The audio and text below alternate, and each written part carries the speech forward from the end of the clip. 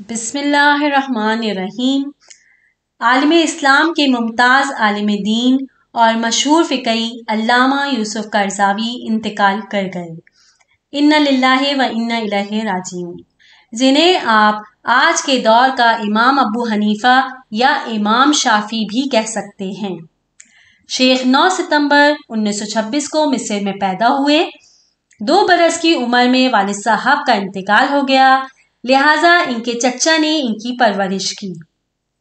ان کے خاندان والوں نے ان کو دکاندار یا مزدور بنانا چاہتے تھے تاکہ ان کے خاندان کا گزر بسر ہو سکے، تاہم وہ اسی عرصے میں قرآن پاک حفظ کرتے رہے اور صرف 9 برس کی عمر میں قرآن پاک حفظ کر لیا۔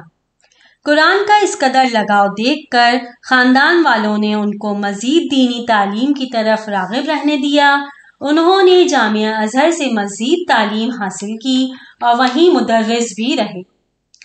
مصری ہو، نوجوان ہو، اسلام پسند ہو، دین سے محبت بھی ہو، تو کیسے ہو سکتا ہے کہ ان کا تعلق حسن البنا کی اخوان المسلمون سے نہ ہو۔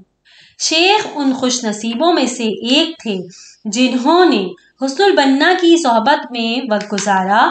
یہی وقت ان کو سکھا گیا کہ دین پر قائم رہنے کے لیے دنیا کی ہر آزمائش کا کیسے مقابلہ کیا جائے۔ نوجوانی ہی میں ان کو دعوت دین کی پاداش میں مصر کی جیل جانا پڑا۔ جیل سے رہائی کے بعد مزید دینی تعلیم اور تحقیق میں مصروف رہے۔ بعد ازاں ان کو مصر سے بے دخل کر دیا گیا۔ شیخ کا پھر دوسرا میدان قطر بنا، جہاں وہ دنیا بھر سے آنے والے طلبہ کو دین کی تعلیم دیتے رہے۔ انہوں نے 200 سے زائد کتابیں لکھیں، جن میں اسلام میں حلال و حرام، دین میں ترجیحات، مسائل زکوٰۃ بہت اہم ہیں۔ شیخ کو یہ اعزاز بھی حاصل ہے کہ انہوں نے بر صغیر کے مشہور عالم مولانا سید ابو اعلیٰ مودودی کا نماز جنازہ بھی پڑھایا۔ شیخ کا دوسرا بڑا اعزاز یہ تھا کہ وہ اس وقت دنیا کے تمام علماؤں کے مرکزی قائد تھے۔